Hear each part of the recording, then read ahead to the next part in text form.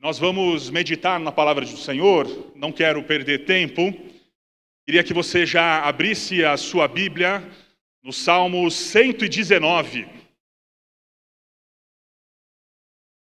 Abra a sua Bíblia no Salmo 119. Nós vamos ler todos os versículos do Salmo 119. Não leremos hoje, mas iniciaremos uma série de mensagens acerca do Salmo.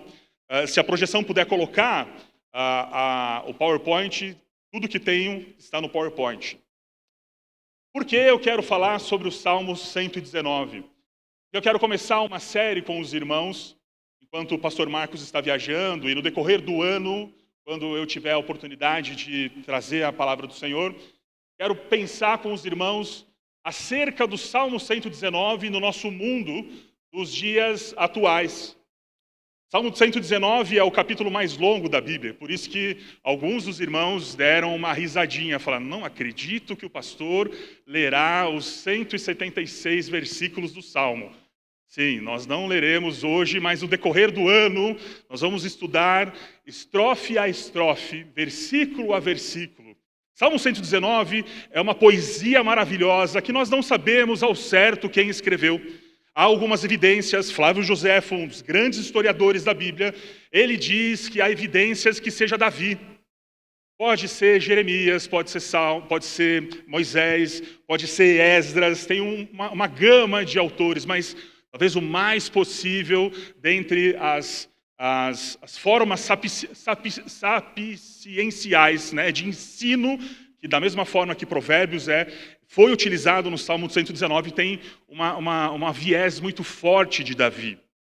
E ele escreve esse monumento em forma de acróstico. Eu queria que a projeção colocasse a próxima, o slide, para você entender ao certo o que é um acróstico. Em todo o Salmo, ele divide o Salmo em 22 partes, equivalentes a uma letra de cada alfabeto do hebraico. E a poesia ela é tão incrível que, além de começar a estrofe a cada 8 versos com essa letra, todos os versículos daquela estrofe começa com a mesma letra. Próxima projeção tem um exemplo dos primeiros 8 versículos que nós encontramos no Salmo 119. Você está vendo aí em português, na nova versão transformadora, que é a versão que nós leremos no dia de hoje, e ao lado você está vendo em hebraico. E a primeira letra do alfabeto hebraico é o Aleph. E essa letra, além de estar presente no início da estrofe, ela está presente em todas as frases dos versículos dessa estrofe. Obviamente, quando nós trazemos para o português, isso não é possível, a continuidade. Você pode até ver, de uma maneira bem visual, bem simples, que o português, para expressar tudo aquilo que o hebraico quer dizer, não se faz com 1, 2 ou 3 palavras. O Salmo 119, no hebraico, tem 700 e poucas palavras. Em português, em algumas versões, chegam a ter quase 5.000 palavras. Veja a necessidade da explicação, da explanação, já que o hebraico é mais denso, né? E nós vamos percorrer durante esses dias essa poesia incrível que nós temos acerca de 8 assuntos, todos eles concentrados em um único foco. Se eu e você pegarmos os 176 versículos do Salmo 119, em quase todos nós encontraremos expressões, palavras que falam acerca da lei, da palavra de Deus, ou seja, da Bíblia. Salmista, naquela época, já tinha boa parte das escrituras do Antigo Testamento à sua disposição. Então, todos os livros da lei, né, a Torá, ele tinha boa parte dos livros dos profetas, boa parte dos livros históricos, há relatos entre os versos finais do Salmo 119, de boa parte da história de Israel. Então, o autor já sabia dos livros de Reis, dos livros de Samuel. A gente pode ter isso como base e entender que não era simplesmente a Torá, só o livro de leis. Então, eu queria que você, quando nós pensássemos acerca da palavra de Deus, que você entendesse que não são apenas leis, não são apenas regras, não é apenas um estatuto, não é algo apenas que define a maneira que nós devemos seguir para não pecarmos contra Deus. Nós vamos ver ao longo desse salmo que é muito mais do que isso. A palavra do Senhor, ela nos dá base, não simplesmente para que nós não pequemos, mas para que tenhamos uma vida boa, uma vida segundo a promessa de Deus para nós. Por que o salmista usou os acrósticos? Por que ele fez uma poesia maravilhosa? Isso eu queria entender com você, que não foi de uma noite para o dia, foi em tempos, foram anos de escritas. Por que ele gastou tanto tempo investindo em um acróstico? Hoje, eu e você temos à nossa mão o nosso celular. Talvez se você não está com o celular aí, você é um crente um pouco mais antigo, glória a Deus ainda pela sua vida, você está com a Bíblia aberta. Nós temos esse privilégio de termos acesso à palavra do Senhor, às informações na palma da nossa mão. Naquela época existiam os pergaminhos, só que era algo extremamente caro. E não era algo tão fácil de obter acesso. As pessoas tinham que memorizar a palavra de Deus. Então, o acróstico, ele ajuda as pessoas que terão acesso a ela a memorizar. É muito mais fácil entender ou compreender junto com o alfabeto e me lembrar de blocos da palavra de Deus. Então, é memorização. E um segundo motivo pelo qual o autor usa o acróstico é para que eu e você e as pessoas daquela época tivessem a ideia da imensidão da palavra de Deus. A palavra de Deus, ela é suficiente para nós de A a Z. A palavra de Deus, ela não é simplesmente uma ferramenta ou um recurso que nós temos no momento da aflição. Mas a palavra de Deus também é uma ferramenta que nós usamos nas vitórias. É o momento que nós podemos agradecer a Deus também pela palavra de Deus. Veja que a necessidade de nós termos a compreensão da plenitude do Salmo 119 é justamente para entender que a palavra de Deus, ela se encaixa em todos os momentos das nossas vidas. Às vezes nós buscamos quando nós precisamos. Isso é um erro muito grande. Porque não é mérito nosso. O mérito é de Cristo através de nós.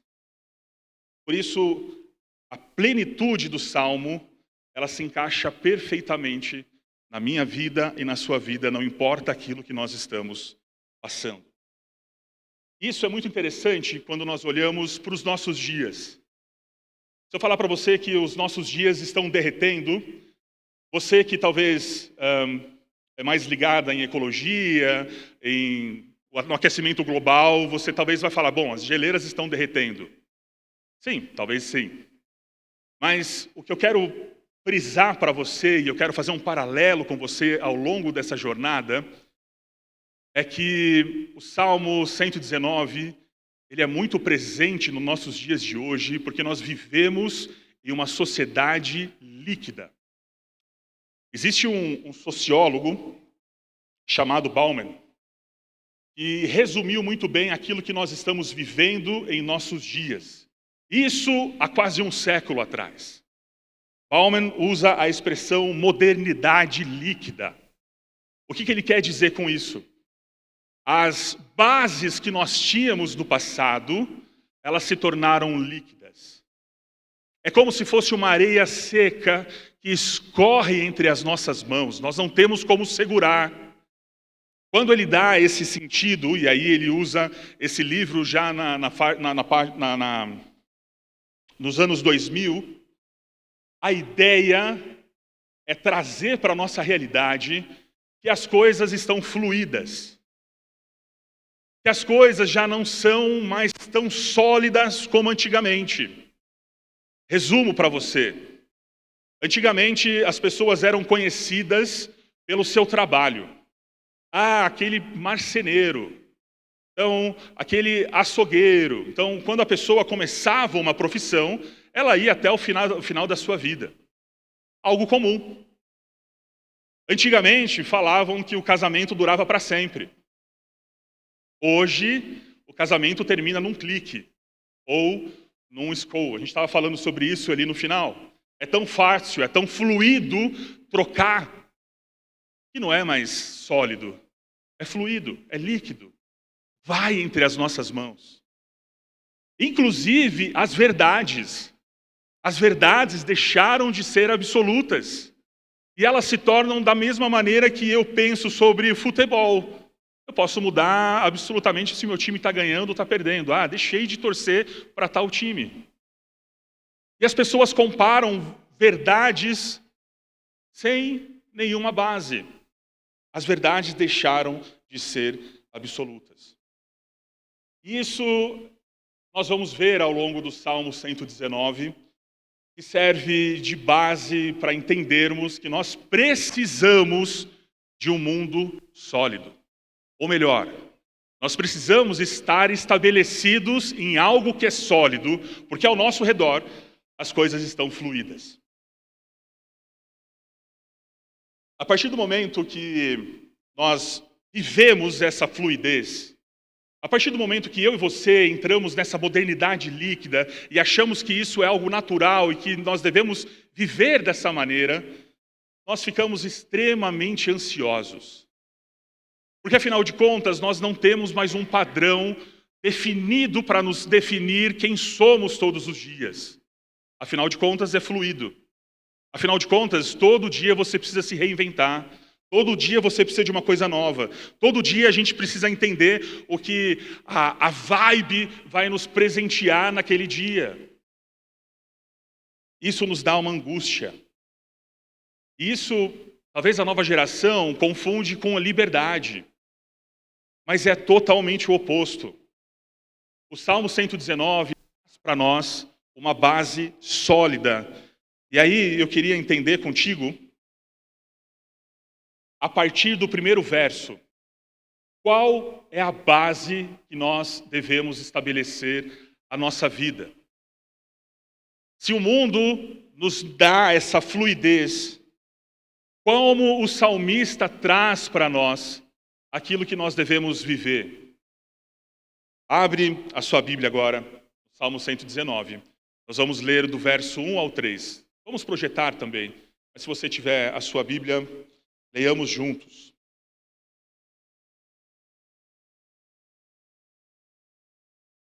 Felizes são aqueles que têm o caminho íntegro, que vivem de acordo com a lei do Senhor. Felizes são os que obedecem os seus decretos e o buscam de todo o coração, não praticam o mal e andam segundo o seu caminho. Se você foi privilegiado como eu e cresceu dentro da igreja, uma das primeiras aulas que a gente tem na Escola Bíblica Dominical, já na fase da juvenil, né, digamos lá pelos 7, 8 anos, a gente começa a ler os salmos, e um dos salmos que nós lemos é sobre as bem-aventuranças. E aí a gente aprende que a palavra bem-aventurado significa feliz. Não deixa de estar certo. Só que bem-aventurado, ele é muito mais do que feliz. A palavra original é ashrei. O sentido da palavra é uma prosperidade de alma. O sentido da palavra é você estar plenamente de acordo ou dentro da vontade de Deus. Então, quando eu estou dentro da vontade de Deus, eu sou bem-aventurado. Eu sou feliz. Aquilo que o mundo hoje diz que é felicidade, eu diria para você que é um pico de adrenalina. Esse pico de adrenalina, quando nós entendemos o que é realmente isso, nós entendemos que é a bem-aventurança. Ou seja, é estarmos plenamente convictos que aquilo que nós estamos fazendo e vivendo é a vontade de Deus. E aí o salmista começa: felizes ou bem-aventurados são aqueles que têm o caminho íntegro, que vivem de acordo com a lei do Senhor. Quando nós falamos sobre lei do Senhor, ou quando nós falamos sobre lei, automaticamente vem em nossa mente regra, cesseamento de liberdade. Automaticamente, quando nós falamos sobre os 10 mandamentos, você imagina que são 10 passos para te cessar das alegrias que o mundo pode dar e que você será podado. E é isso que o mundo quer que nós pensemos. Afinal de contas, um mundo líquido quer que você pense: seja fiel a você mesmo, aproveite a liberdade que você tem, vai ser feliz, só se vive uma vez, não deixa ninguém dizer aquilo que você deve fazer. E é isso que o mundo fala. Mas a partir do momento que nós entendemos o que é seguir a lei do Senhor, nós temos a real liberdade que nós precisamos para viver.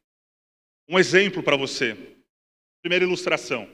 Pense em um peixe. Você acha que o peixe tem liberdade? Pode responder, pode ser sincero aí. Acha que o peixe é livre? Oi? Não. Vamos fazer uma votação aqui. Quem acha que é livre, levanta a mão. Quem acha que o peixe não é livre, levanta a mão. O peixe, ele é sim livre dentro da água. Ele que não queira viver essa liberdade fora da água. Segunda ilustração. Imagina um trem. O trem é livre? Se você acha que o trem é livre, levanta a mão. Já dificultou um pouquinho mais, né? Se você acha que o trem não é livre, levanta a mão. O trem tem o trilho. Eu até pesquisei, não somente na IA, mas em alguns outros artigos, se um trem tinha a possibilidade de andar fora dos trilhos. Descobri que não. Eu tentei fazer contato para tentar fazer o teste, mas não deu. O trem, para que ele possa exercer, e essa é uma figura muito interessante, esse é um trem-bala, que chega até 800 km por hora. Ele está preso a um trilho. Ele tem uma certa autonomia dentro daquela liberdade que o trilho o dá. E o salmista está falando para que eu e você possamos fazer para buscar a integridade de viver dentro da palavra de Deus e sermos felizes, é entendermos que nós temos a lei do nosso Criador. Essa lei, ela não está para nos podar. Essa lei, ela não existe para que eu e você sejamos infelizes. Essa lei existe para que eu e você tenhamos trilhos. E que dentro desses trilhos possamos trilhar literalmente a nossa vida. Na velocidade que eu e você precisamos em relação a Deus. Talvez a fase da sua vida hoje demande um pouco mais de calma. Tudo bem. Talvez você está na fase agora do trem-bala, que você está voando. Tudo bem também. Dentro dos nossos trilhos, dentro da palavra de Deus. É quando nós podemos viver em segurança. É quando nós podemos viver em alegria, em bem-aventurança. Note que o salmista, ele fala sobre caminho íntegro. A palavra integridade, ela vem da mesma raiz da palavra inteiro. Hoje, o nosso mundo líquido, ele nos fraciona. Nós somos um aos domingos e nós somos outra pessoa durante a semana. Você é um dentro do seu escritório corporativo. Você é outra pessoa fragmentada dentro da sua casa. Nós nos revestimos de papéis de homem, de trabalhador, de servo do Senhor, de provedor do lar. E não é isso que a palavra do Senhor nos encoraja. Ela nos encoraja a sermos íntegros, inteiros, um só. E é isso que esse filósofo quer nos traduzir. A pureza do coração é desejar uma só coisa. E a única coisa para juntar todos os meus fragmentos que eu devo desejar é Deus.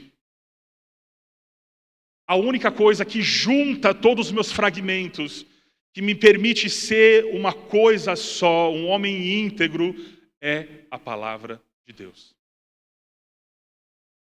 A pureza no coração é desejar uma coisa só.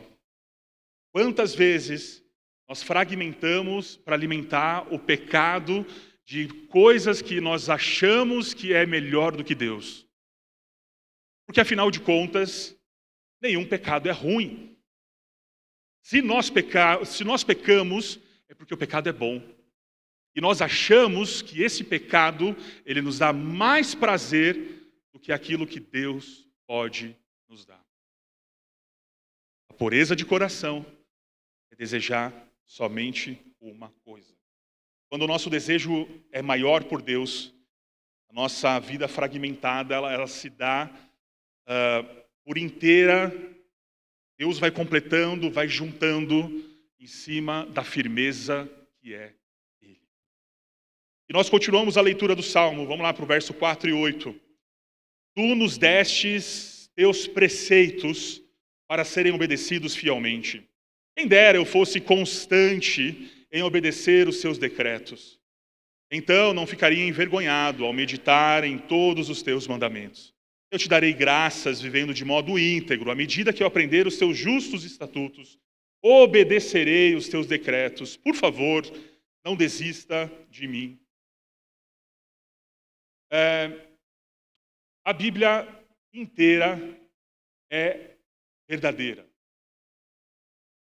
Nós quando lemos os salmos, principalmente aqueles salmos onde o salmista expressa toda a dor do seu coração, nós vemos honestidade, nós vemos verdade, nós vemos vida que nós vivemos nos dias de hoje. E o verso 5, melhor dizendo, ele é um dos momentos mais honestos que nós encontramos na palavra do Senhor. O salmista fala: quem dera eu fosse constante em obedecer os seus decretos. Eu tenho uma boa e uma má notícia para você. Vou começar pela boa notícia. Deus é constante. O amor de Deus é constante sobre as nossas vidas. A má notícia é aquilo que o salmista nos expressa. A inconstância parte a partir de nós. A inconstância é eu pensar que com as minhas forças eu consigo aquilo que eu preciso. Com as minhas forças eu consigo viver de acordo com os preceitos do Senhor. E com as minhas forças eu consigo fazer aquilo que Deus deseja para a minha vida. Meu irmão, querida irmã, eu gostaria de ser constante, mas eu sou falho. Eu preciso que Deus não desista de mim. É isso que o salmista está dizendo. E é isso que eu e você precisamos dizer. Nós somos falhos. Nós somos inconstantes o tempo todo. Mas ainda bem que Deus é constante. Tem um livro do C.S. Lewis, chama Cristianismo Puro e Simples. E uma das suas citações, que eu quero trazer para os irmãos, ele afirma que ninguém é tão ruim até tentar ser bom. Ninguém sabe quão ruim nós somos até nós tentarmos sermos bons. A gente, por mérito próprio, nós não conseguimos ser bons. gente pela nossa força, você vai gastar esforço, você vai gastar vontade, mas a gente não vai conseguir. Isso é uma glória do Senhor, é uma dependência da graça do Senhor. Por isso, se nós temos na nossa consciência que a gente precisa obedecer os preceitos do Senhor, precisamos obedecer a lei do Senhor, para que possamos trilhar os seus caminhos, e que nós somos inconstantes por natureza, o que eu e você precisamos pedir ao Senhor é que sejamos constantes, que a graça dele não nos abandone, que o mundo líquido ao qual nós estamos inseridos possa ser substituído pela rocha firme, que é a permanência no Senhor. E ele termina essa frase, ele termina essa estrofe, essa primeira parte do Salmo 119, o Aleph, dizendo: não desistas de mim. Você já desistiu de alguma coisa? Já desistiu de uma coisa que você tentou tanto, investiu tanto tempo, investiu horas de ensino, horas de aprendizado, investiu recurso, investiu dinheiro, e aí você chega em um determinado momento e fala: chega, eu não aguento mais. Eu já passei por isso. Que bom que Deus não faz isso com as nossas vidas. Porque o investimento dele na sua e na minha vida foi alto demais. Foi o próprio Cristo. Por isso, ore a Deus constantemente: Senhor, não desiste de mim. Eu quero obedecer os seus preceitos, eu quero obedecer os seus mandamentos.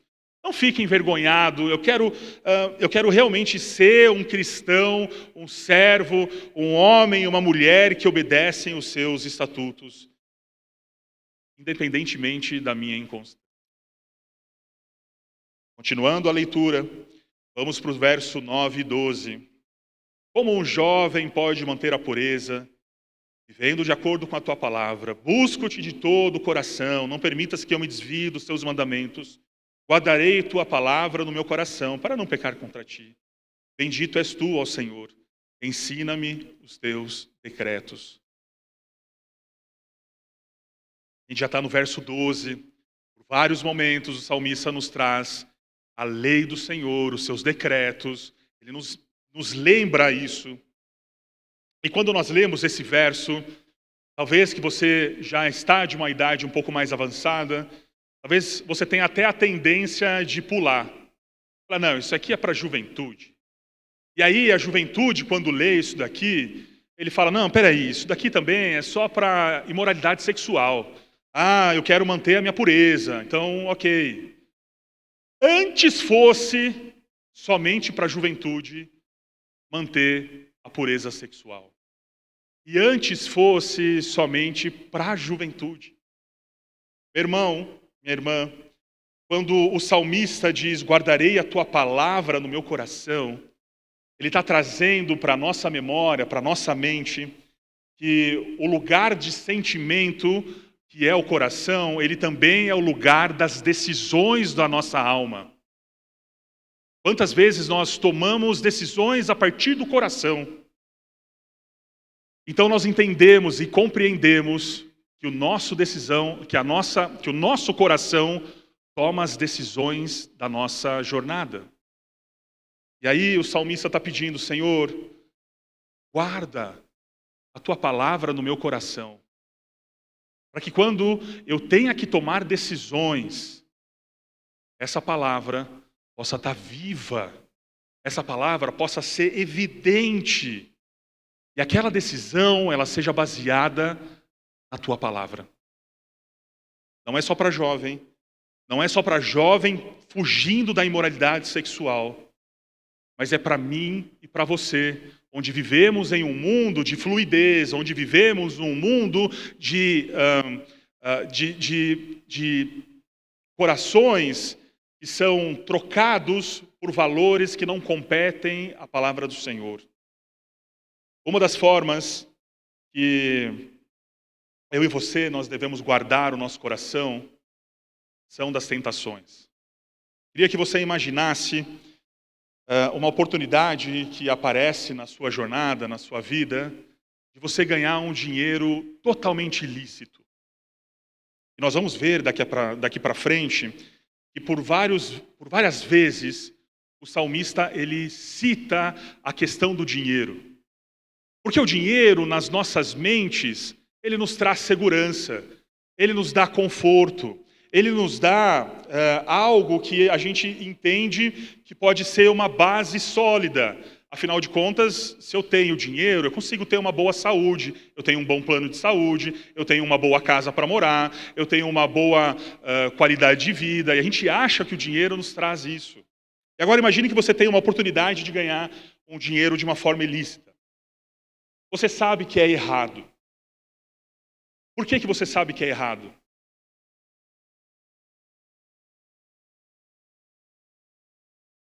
Primeiro, que nós vivemos em um país onde existem leis e existem maneiras corretas de se adquirir bens e de ter as suas posses. Mas antes disso, muito além disso, nós entendemos aquilo que é a lei, o preceito do Senhor. Ao adquirirmos, ao recebermos algo que não é nosso, isso é um roubo. Um dos preceitos mais básicos da lei do Senhor.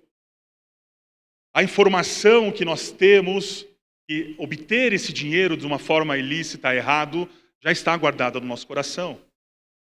Mas aí, o que a tentação ela nos causa?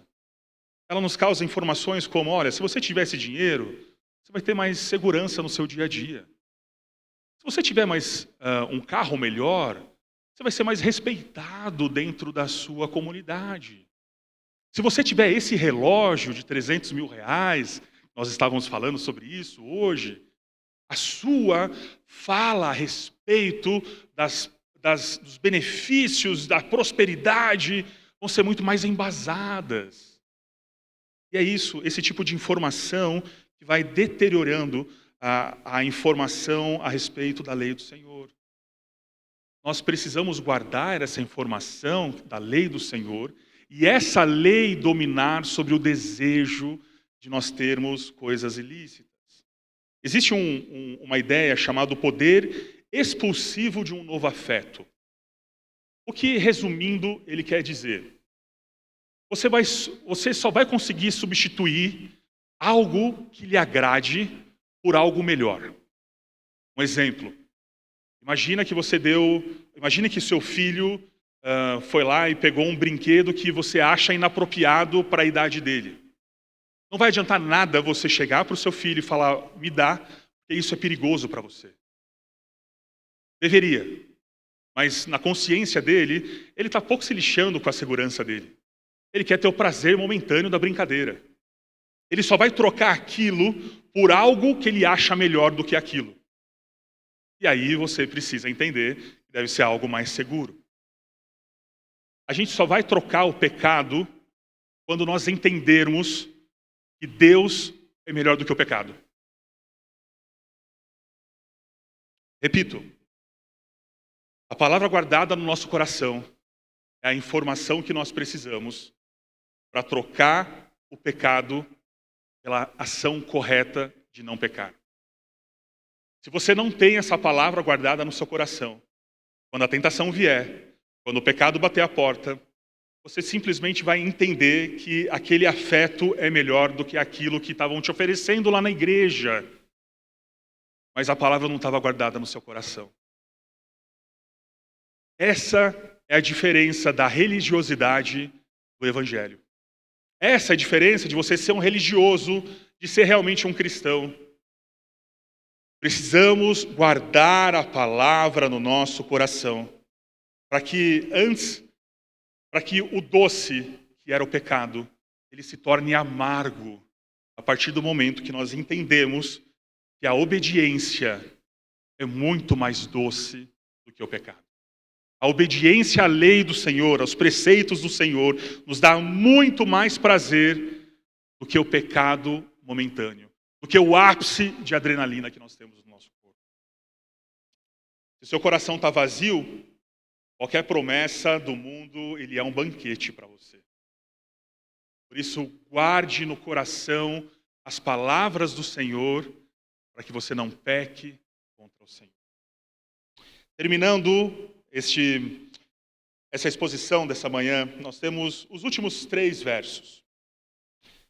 13 a 16, eles dizem assim: recitarei em alta voz todos os estatutos que me deste. Alegro-me em seguir teus preceitos, tanto quanto em grandes riquezas. Meditarei em teus preceitos e darei atenção às tuas veredas. Ele termina dizendo: meu prazer são os teus decretos. Não esquecerei da tua palavra. Mais uma vez, o salmista está usando a ilustração, a comparação com o dinheiro, com as riquezas. E é justamente isso que o mundo líquido quer nos oferecer. Ninguém vai falar para você fazer uma boa faculdade para a glória do Senhor. Pessoas vão falar para você fazer uma boa faculdade para que você tenha um bom emprego, para que você ganhe muito dinheiro. Mas a nossa vida, desde o nosso levantar até o nosso deitar, desde a nossa infância até o deitar para chegar à glória do Senhor, é buscarmos a glória do Senhor.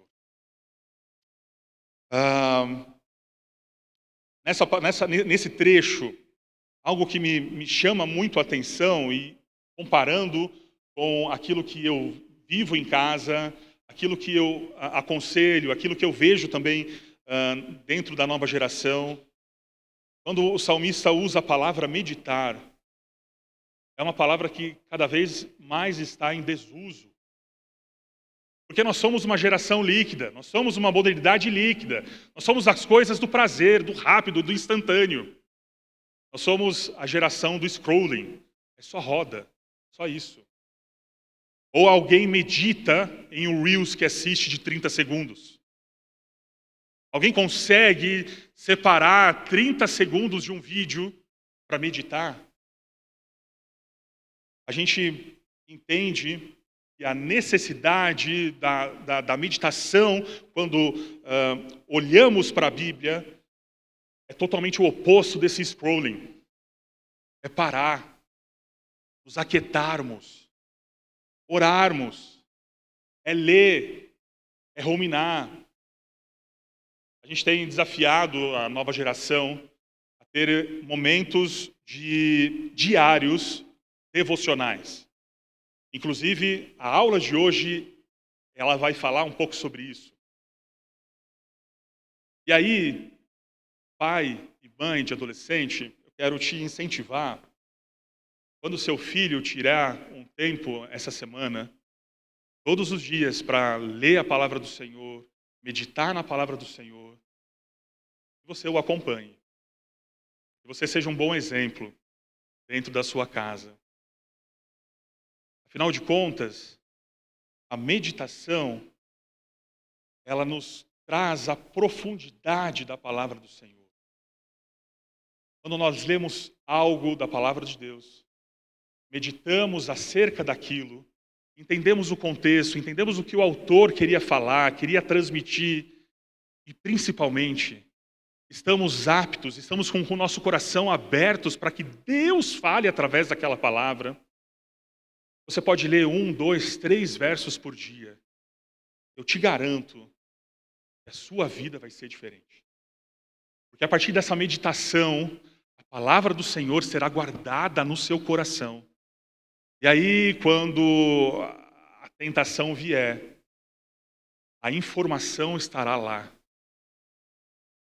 O doce desejo de obedecer ao Senhor será trazida na sua mente. Quando nós não meditamos, nós entramos numa rotina de ansiedade. Porque, afinal de contas, quando nós meditamos, nós entendemos diante da palavra do Senhor quem nós somos em Cristo. E se nós não temos essa certeza, a nossa ansiedade em sabermos quem nós somos, ela é evidente no nosso dia a dia. Quem você é? Quando nós não sabemos quem nós somos em Cristo, nós precisamos provar e comprovar aos outros quem nós somos. Mais um motivo para meditarmos. Quando nós terminamos esses primeiros 16 versos da palavra do Senhor, do Salmo 119, uma das coisas mais evidentes que fica na leitura e na meditação desse tempo é que nós somos, por nós mesmos, incapazes de sermos felizes por nós mesmos.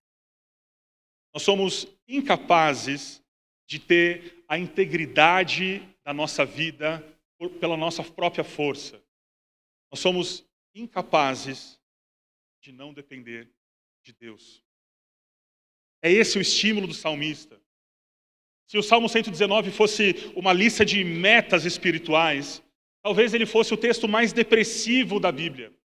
Porque em todo momento ele está sendo honesto, ele está sendo, olha, eu sou um cara inconstante.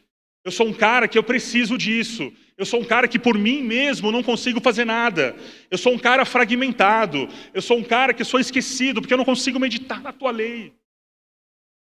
Mas o bom é que o Salmo 119, ele se materializa em uma pessoa chamada Jesus Cristo.